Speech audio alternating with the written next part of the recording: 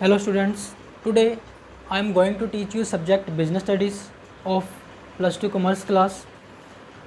In previous video we did meaning of organization and process of organization.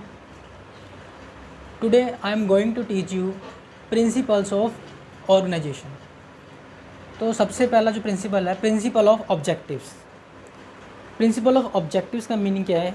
It means every business organization should set up certain aims, कि जितनी भी business organisations हैं उनका अपना कुछ गोल होनी चाहिए, कुछ एम होनी चाहिए, ताकि जितने भी डिपार्टमेंट हैं वो उस कॉमन गोल को ध्यान में रखते हुए अपनी एक्टिविटीज़ परफॉर्म करें. क्योंकि अगर कोई गोल नहीं होगा तो जो डिपार्टमेंट्स हैं वो अपने खुद के पर्सनल गोल्स तैयार कर लेंगे और जिनके कारण उन डिपार्टमेंट्स में आपस में कंपटीशन हो जाएगा और बिजनेस का जो कॉमन गोल है वो अचीव नहीं हो पाएगा. Then principle of specialization. It means every individual should be assigned job according to his skills and specification. मतलब कि हर एम्प्लॉय को जो काम मिलना चाहिए उसकी क्वालिफ़िकेशन के अकॉर्डिंग, उसके स्किल के अकॉर्डिंग मिलना चाहिए, ताकि वो काम को अच्छे से करे. और जब वो एक काम को बार बार करेगा, क्योंकि जो काम है उसको उसके स्किल्स के अकॉर्डिंग, उसकी क्वालिफ़िकेशन के अकॉर्डिंग मिला है, तो जब वो उस काम को बार बार करेगा तो उसमें स्पेशलाइज हो जाएगा और उसका एफिशिएंसी लेवल इंक्रीज़ हो जाएगा. Then principle of coordination. Coordination means क्या होता है? पुटिंग थिंग्स इन ऑर्डर, कि बिजनेस में हर काम ऑर्डर में होना चाहिए. मतलब कि अगर जितनी भी डिपार्टमेंट की एक्टिविटीज़ है उनमें कोऑर्डिनेशन नहीं है तो कोई भी डिपार्टमेंट अपने वर्क अच्छे से कंप्लीट नहीं कर पाएगा और जो बिजनेस के ऑर्गेनाइजेशन गोल हैं वो कंप्लीट नहीं हो पाएंगे. Then principle of authority and responsibility. It means जितनी भी बिजनेस ऑर्गेनाइजेशंस होती हैं उनमें अथॉरिटी एंड रिस्पॉन्सिबिलिटी हर पर्सन की क्लियर होनी चाहिए.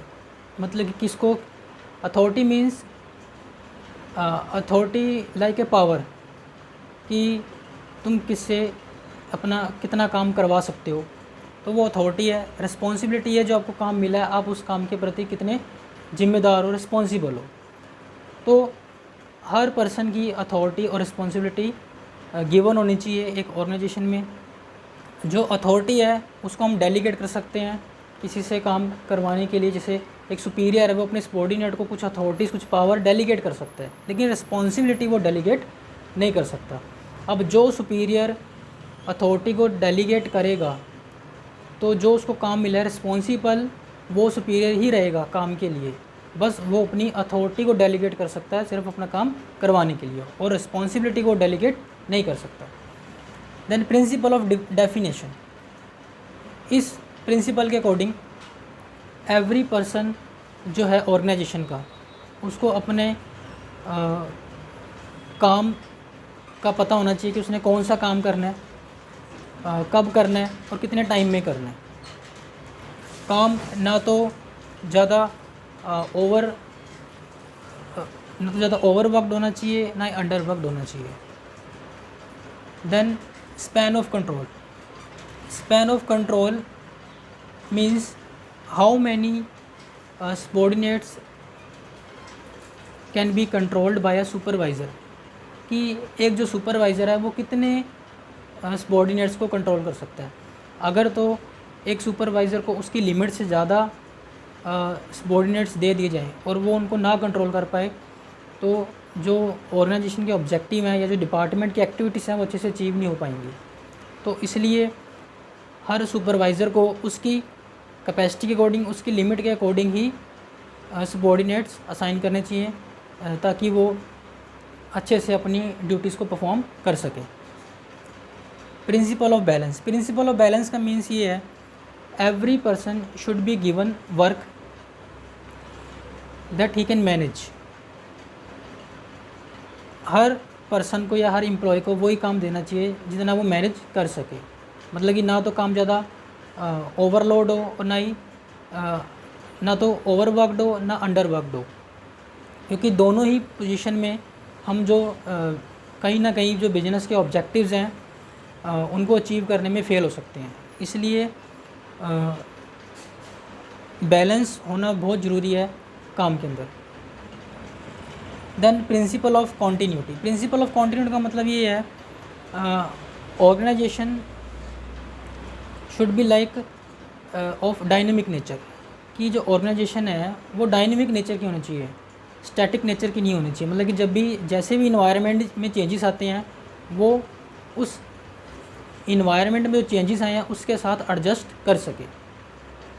Principle of uniformity. यूनिफॉर्मिटी का मतलब यही है कि जो काम है उसमें यूनिफॉर्मिटी होनी चाहिए, समानता होनी चाहिए, हर ऑफिसर को उसके एरिया के अकॉर्डिंग काम मिलना चाहिए।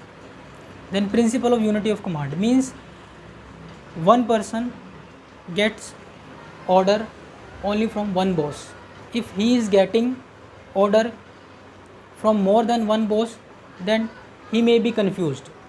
अगर एक एम्प्लॉय को एक से ज़्यादा बॉस से ऑर्डर मिल रहा है तो वो कंफ्यूज हो सकता है और अपनी ड्यूटीज़ को अच्छे से परफॉर्म नहीं कर सकता।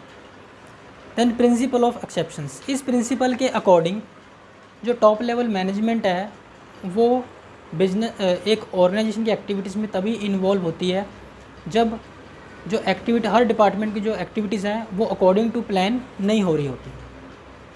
तो जब भी अगर टॉप लेवल मैनेजमेंट को लगता है कि जो ऑर्गेनाइजेशंस हैं वो जो ऑर्गेनाइजेशंस के जितने भी डिपार्टमेंट्स हैं उनकी जो एक्टिविटीज़ हैं वो एज़ पर प्लानिंग के अकॉर्डिंग नहीं हो रही हैं तो फिर टॉप लेवल मैनेजमेंट को उसमें इन्वॉल्व होना पड़ता है। Then principle of simplicity. Principle of simplicity का मतलब है कि जो ऑर्गेनाइजेशन स्ट्रक्चर है वो इस तरह का होना चाहिए कि हर एम्प्लॉय को, हर पर्सन को ईजिली समझ में आ जाए, उनको समझ में आ जाए कि उनकी क्या रिस्पॉन्सिबिलिटी है, क्या अथॉरिटी है, ताकि वो अच्छे से अपनी रिस्पॉन्सिबिलिटी और अथॉरिटी को परफॉर्म कर सकें। Then principle of efficiency.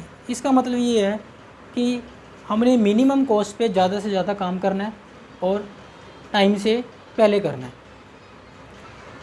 तो these are all principle of organizations. अगर एक ऑर्गेनाइजेशंस इन प्रिंसिपल्स को फॉलो करती है तो ऑब्वियस है कि वो अपने जो बिजनेस के जो कॉमन गोल्स हैं उनको अचीव करना उनको आसान हो जाएगा। Thank you so much.